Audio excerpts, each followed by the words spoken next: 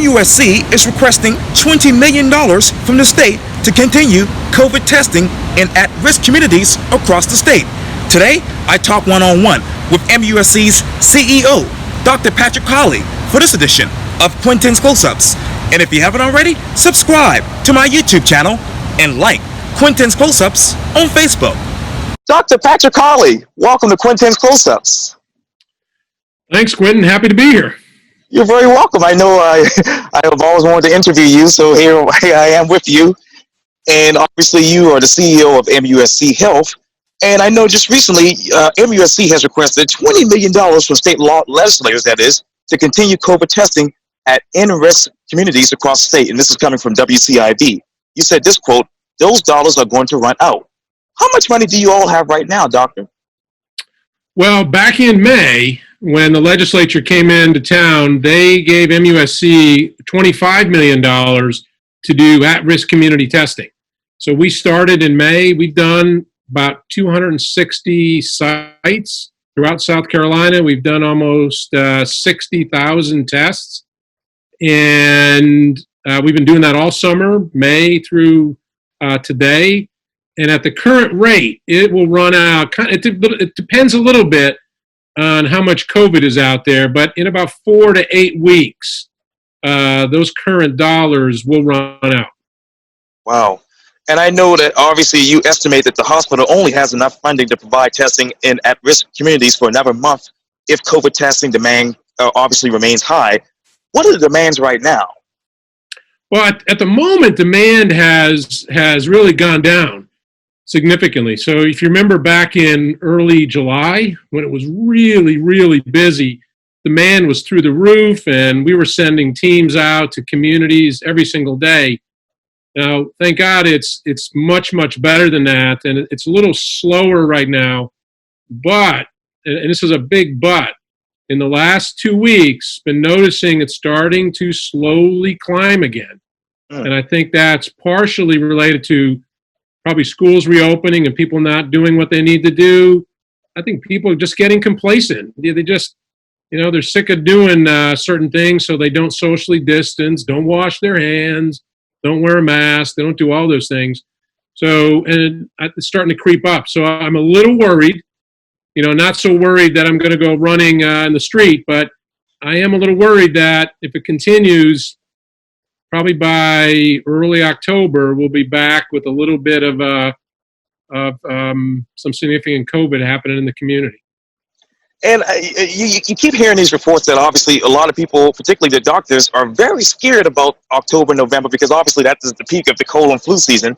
How worried are you? Well, I'm worried, and but trying to be prepared at the same time. Try not to panic. So, make sure we try to get all our different things ready, but, it has all the markings for things picking up. The only thing I think that would slow it down is if it turns out that schools open better than we hope, and people didn't do a lot of connecting over Labor Day, and if flu season comes later, well, then that's probably a good sign. That means that probably we may not see something until December or January, so that gives us a month. But we'll just have to see. These are things we can't fully predict today. Sure. Yeah, you just have to kind of watch it. What I've learned with COVID is this thing doesn't move real fast. And you look at it week over week, and you kind of get bored because you look at this week and last week. Right. But when you start looking like over a month, you realize, wow, a lot's changed. And this thing really snuck up on all of us in July. So we just got to be vigilant. Yes, indeed. And I know, obviously, you basically said, hey, listen, the COVID testing at all MUSC campus sites is not affected.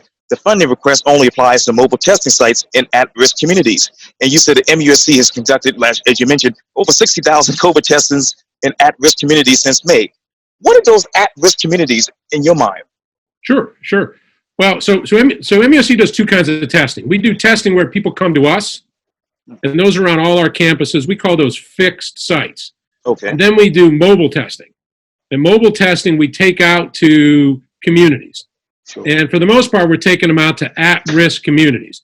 So for COVID, at-risk can be different things, but for COVID COVID is people in poor communities, people who can't get out to testing, people who can't afford health care. Certain African American communities are at risk. Certain Latino communities are at risk. You know, if you're very old, you're at risk. If you're very young, you're at risk. So we try to focus when we go out and we do that mobile testing. We try to focus on one or two or maybe three of those areas.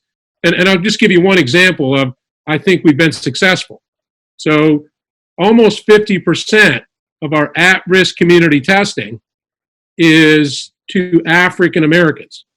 So to me, that's a success because that's a much greater percent of African Americans than there are in the state of South Carolina, and it's reaching the percent that are getting affected by COVID. So that means we're hitting the right communities. But I could say the same thing. We've gotten to Latino communities, sure. We've gotten to older communities, sure. We've gotten to prisons. Prisons is another place that we've been. So we focus on that, but it takes time. We got to train a team. I got to take a team. We got to drive them out to the mobile site. We set up tents. We're there all day. You got to have all the supplies for it. It takes money. And, you know, I know that you said the COVID testing at all MUSC sites are not affected. And let me ask you this. What campus sites may be affected by this, lack of money if you all don't get it? Any kind of mobile testing. So if you've been in a community and a mobile test has maybe come down to your local park or somewhere around you, that's the kind of testing that would be affected. So here in Charleston, though, we have a big testing site out in West Ashley. Oh, yes. We have another one in downtown Charleston. Those won't be affected. Those are there. Those are there kind of permanently. You can always come to us, which is fine. And we'll invite, and we'd love to have even at-risk folks come to us. But a lot of times they can't make it. They don't have cars. They don't know how to navigate the appointment system. They just can't do it. We got to go out to them. So I'm confident the legislature has seen how MUSC has worked with DHEC and the federally qualified health centers and a lot of other groups to do at-risk community testing. I think we've done pretty good at it, and I'm pretty confident the legislature is going to give some more dollars towards this. So I feel good. I can't go to the bank yet, but I feel pretty good that they will give us some additional dollars because we're going to have to deal with this probably through the springtime. And I know that the funding will pay for test kits, tents at mobile test sites, transportation of the employees to the test site, PPE, and marketing of the mobile test site, among other things. How many test kits and PPE do you all have left? Oh, we got a lot. Back in March and April when, if you remember all that stuff that was going on at the time about not enough equipment, can't find it. Right. We have a team called Supply Chain, and Supply Chain, boy, they really went into overdrive, and they've done fantastic work. And so we actually feel pretty good. We're actually not having a particular problem with PPE or test kits or anything. So we feel pretty good about it.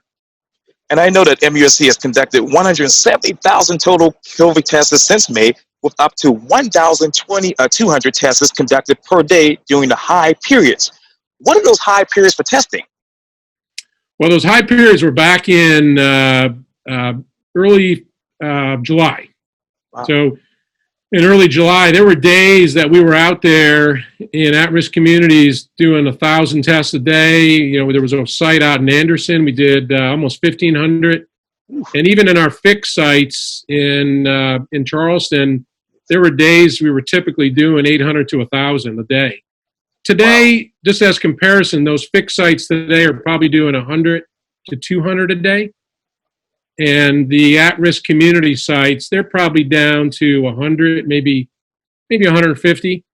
So they're much, much less than they were in early July.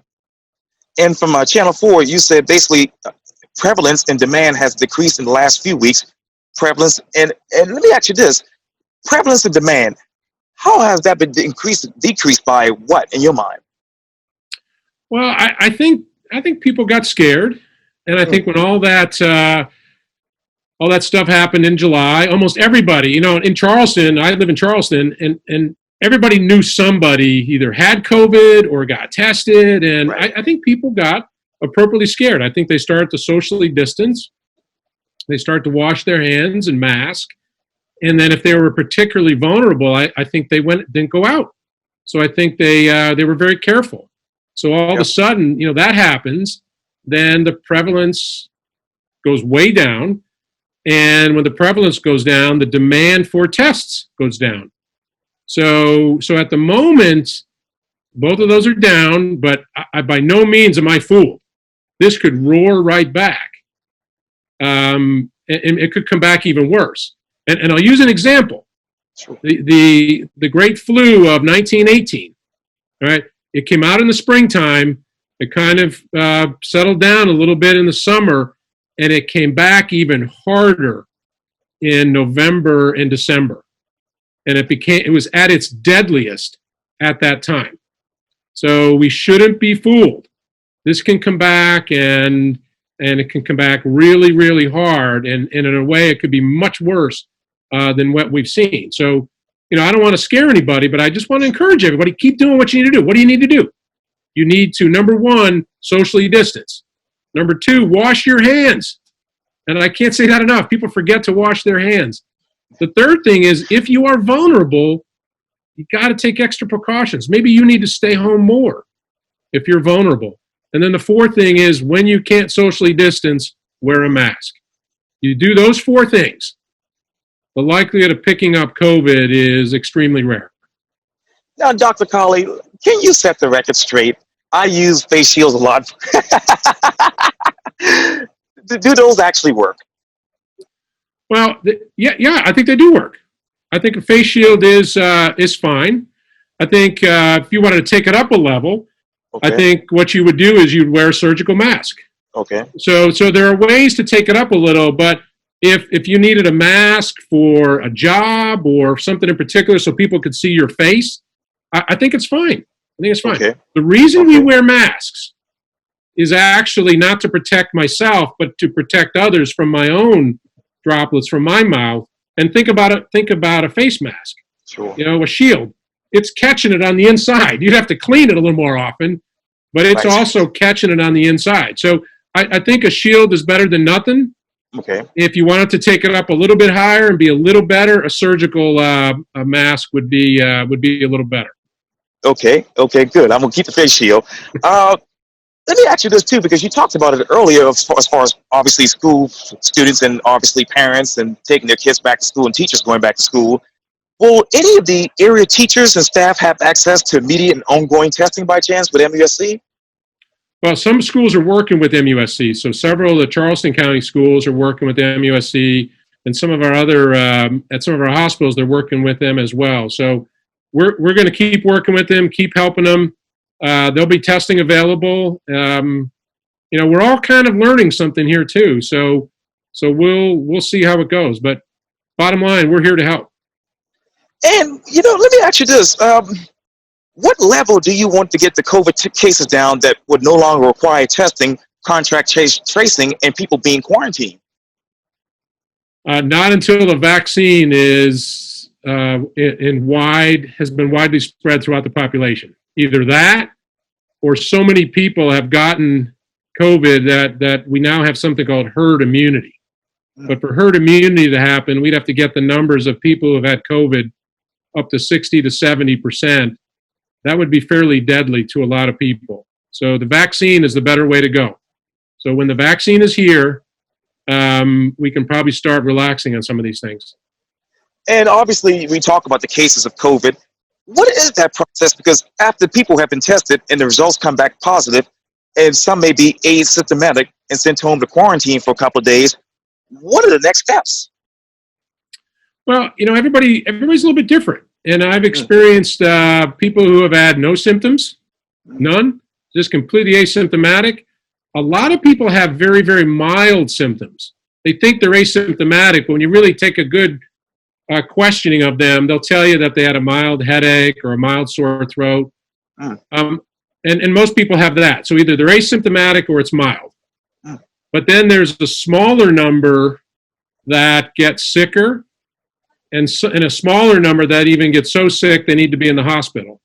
So, but still, that number that needs to be in the hospital is much, much greater than for something like typical seasonal flu. So you really got to be on the lookout for these things, and that's the worry. Yeah. And what activities can be high risk for people during this coronavirus outbreak in your mind? Anything in which you may come in close contact with somebody through their breathing, or particularly when they may be talking. And when we all talk, yeah, we all spit a little bit. You may not be able to see it, but every now and then we catch a droplet. Those are the kind of things you got to be careful about in close proximity to people. Those are the things where we seem to be catching it a lot. So they're just being close. So, think about that. So if you sing in a church choir, that may not be the right thing.